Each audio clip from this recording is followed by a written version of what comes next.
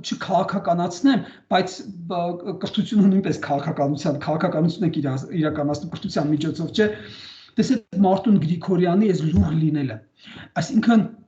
դուք պարոն Գրիգորյան ազգային ժողովի անդամ եք, ձեզ ընտրել են, դուք համարվում եք ընդդիմություն, բայց դուք մի քանի օր էլ լուր եք, մինչ դուք պատասխանատվություն եք կրում։ Տեսեք, սա նույնպես, որտեղ կրթությունը սա ոչ միայն գիտելիքի մասին է, այլ սա նաև ունի մյուս կողմը դաստիարակություն, բարոյականություն, պատասխանատվություն, ազնվություն, բա որտեղ է դա։ Թե ձեզ թվում միայն դիպլոմ պետք է ունենալ եւ գնալ ազգային ժողով։ Ոչ, մենք այդ օրինակներն էլ գիտենք, որ գիտենք թե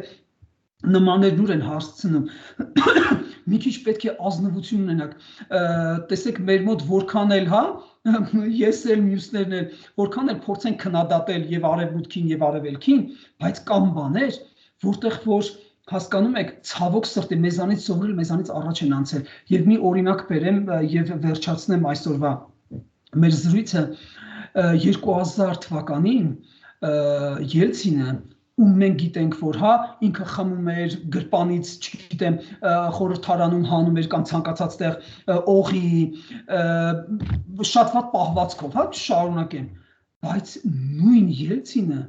դարձավ տղամարդ, երբ 2000 թվականին նա դեկտեմբերի 31-ին հրաժարական տվեց եւ ներողություն խնդրեց իր ազգից։ Մի քիչ տղամարդ եղեք, մի քիչ ազնիվ եղեք, տեսեք ինչ ուզենք կարող ենք ասել, չէ, բայց նրա այդ մի արարքը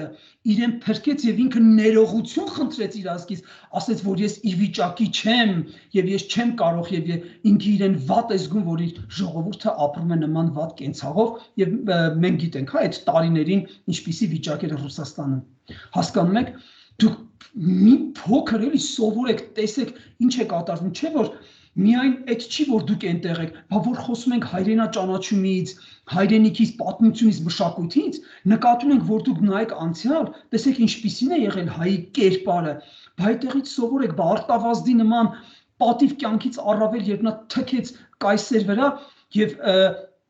իր համար իր պատիվն էր բարձր եւ ոչ թե կյանքը, ուղղակի ես նորից եմ դիմում, հա, ընդդիմությանը